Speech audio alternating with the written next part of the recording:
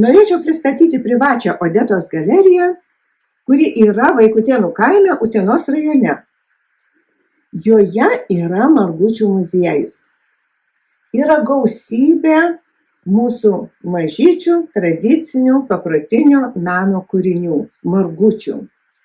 Yra pačių įvairiausių, ir tikro lukšto, ir akmeninių, ir gintarinių, ir medinių, ir porcelianinių, ir labai brangių, na ir tokių kičinių, sakykime, netokių brangių, yra pačių įvairiausių. Pagal jų, ką jie daro, taip pat yra visokių.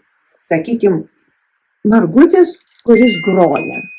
Labai patinka vaikams. Aš jums sakau, yra margučių šokančių, yra margučių šviečiančių, yra valgomų. Štai, o čia jisai dar su siurprizu. Tai yra Fabergé kiaušinio kopija.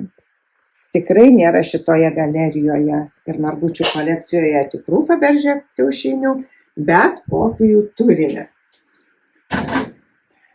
Jeigu pažiūrėsim čia, visa mano margučių kolekcija prasidėjo nuo šeimos margučių. Tai mano mamytės Antaninos Tumėnienės skutinėti margučiai. Taip pat mano ir skutinėti ir vėliau jau išmokti vašku marginti margučiai. Ir dukrytės Adelės skutinėti ir vašku marginti margučiai. O toliau mano labai vertinama kolekcijos dalis yra margučiai žymiausių Lietuvos margučių meistrų. Ir vašku marginti, ir skutinėti.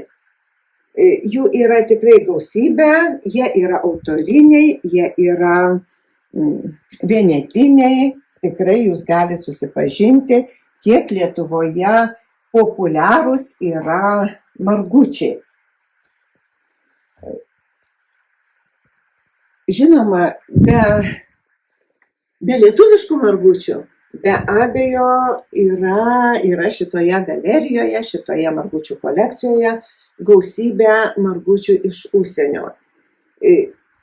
Ypatingai iš tų šalių, kuriuose jie yra labai populiarūs, tai žinoma, ukrainietiški margučiai. Kolombijoje yra ir ukrainiečių margučių muziejus, teko būti.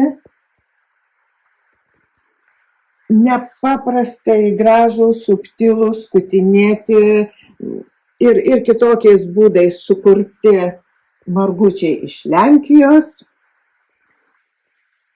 Netgi čia norėčiau tikrai atkreipti dėmesį, žmonės praeina ir nepagalvoja, prie ko čia tie ąsotėliai, o jie pasirodo yra ant kiaušinių. Va čia yra sukurtas toksai žąsies kiaušinis, o čia yra netgi su tais karpiniais, gaideliais, žinoma, tai yra lenkiški margučiai, suvenyrai tokie. Na ir žinoma, iš įvairių pasaulio kraštų. Labai įdomu, kada, žinoma, jų daug yra porcelianinių, bet man patys brangiausi tie tikro lukšto kiaušiniai, kada žmonių rankų darbo autoriniai darbai. Tai ir Čekija, ir Slovakija, Vengrija, Šiaurės Makedonija ir bene gausiausia yra iš Rumunijos, kadangi Rumunijoje margučiai yra labai populiarūs, ten taip pat yra valstybinis margučių muziejus.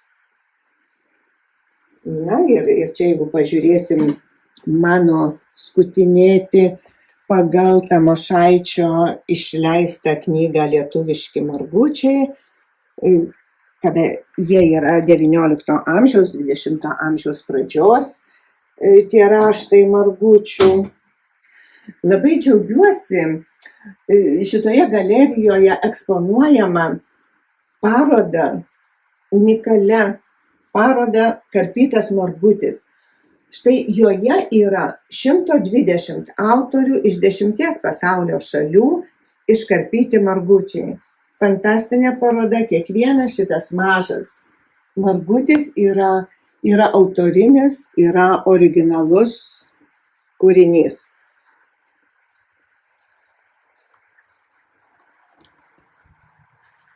galerijoje daug yra skulptūrų ir visos skulptūros yra su margučiais. Tiesiog paprašau savo kolegų dailininkų, kad jie sukurtų skulptūrą su margučiais.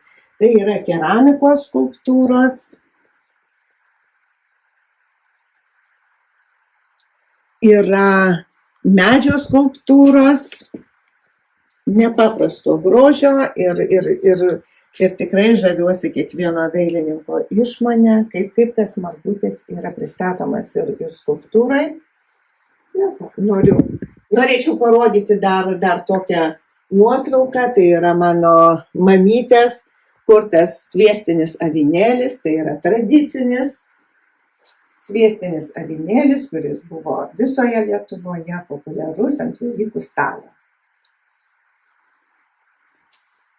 Na ir jeigu ten daugiau matėme tuose vitrinuose tradicinius rankų darbo margučius, tai žinoma jų yra ir netokių tradicinių, kada daugiau originalūs, štai lenkiški margučiai, kurie yra tiesiog karpinukais puoštas, bet melžia karvę man nepaprastai gražus, tiesiog visas peizažas yra ir žmonių darbai.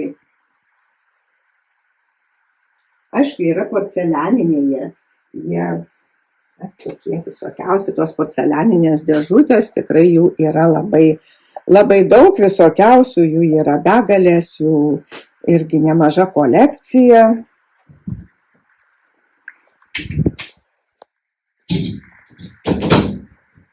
Jeigu minėti skaičius, tai iš viso margučių tas rinkinys, ne vien kiaušiniai, bet kaip matėte, paveikslai, knygos apie margučius ir skulptūros, atvirukai ir žodžiu, įėjo viskas, suskaičiavus, tai yra gerokai per 4000, jau artėja prie 5000 visų eksponatų. Tai yra margučių tema rinkinys.